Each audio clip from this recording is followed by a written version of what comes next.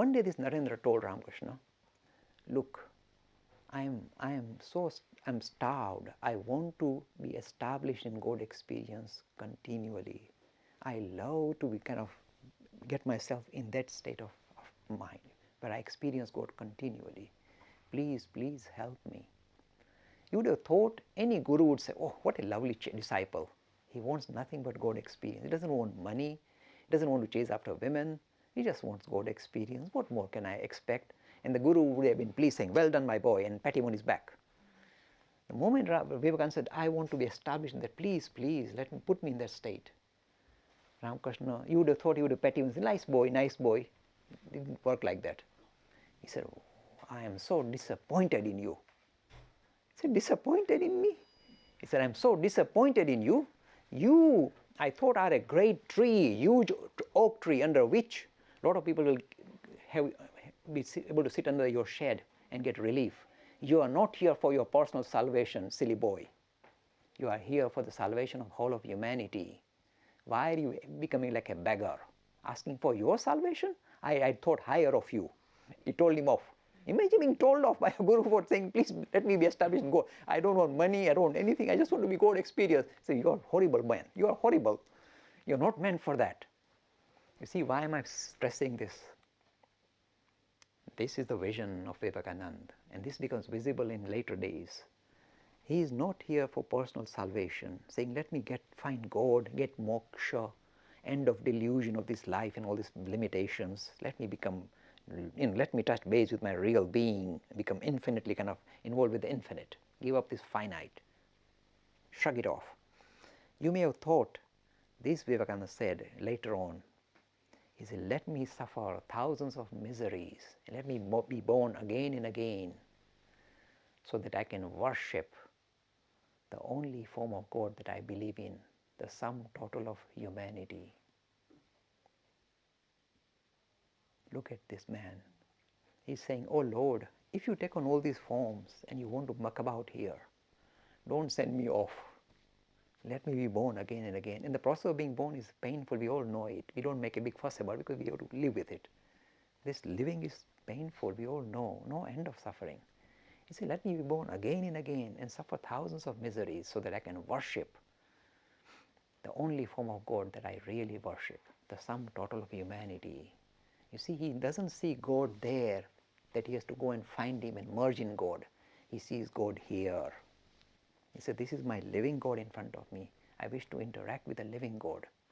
And it is, you see, he said something very powerful. He said, in this life, the special object of my worship is humanity. He is a champion of human beings, humanity. He is not in love with God. He is in love with human beings. This is the transition that modern India required. You see, if you go into India, what is the biggest problem? This huge gap between a lot of people with a lot of money and people with nothing, crushed.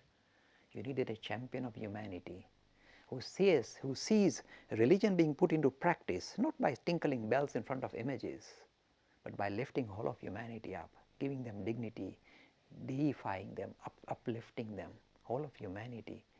Sorely needed in modern India, and yet being ignored, thoroughly ignored. If you go today to India, if you are the lower rung of society, they'll crush you. You stand no chance. What pity? Nothing. You will be treated worse than an animal. So this message of Swami Vivekananda has not really percolated into India. Do you know how it will enter back into India? Via here, via the West. You see, so this message of Advait, this powerful message, again, the Guru is training the disciple, and the Guru is equally sharp, equally tough. He doesn't give anything easily. He doesn't allow second best from Vivekananda. He wants him to go for the highest. Not your salvation, my boy. Salvation of humanity is the goal. And again, this is not done in a spirit of, I am the doer and you kind of receive from me. It is done in the spirit of, I mentioned in my last talk, seva. Not compassion to humanity, serving humanity because you are lucky to be in a position to serve the rest of humanity. Enjoy the process. Count your lucky stars that you are in a position to do something for the rest of humanity.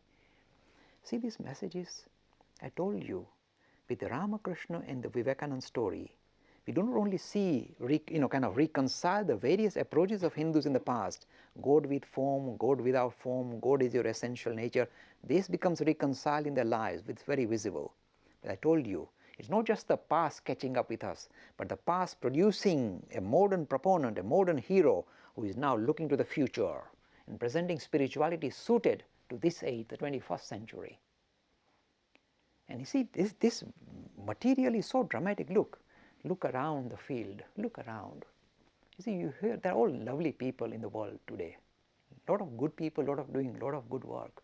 We do not underestimate anybody or undermine anybody's efforts. But when you look at the dynamo that sits here, this idea of Ramakrishna, Vivekananda, this idea of deifying, divinifying humanity, reconciling the various aspects of spirituality in one life, in one particular mold, we say, what a marvelous vision of how spirituality will become visible, become attainable, become accessible to whole of humanity in days to come. This is the story of Ramakrishna Vivekananda.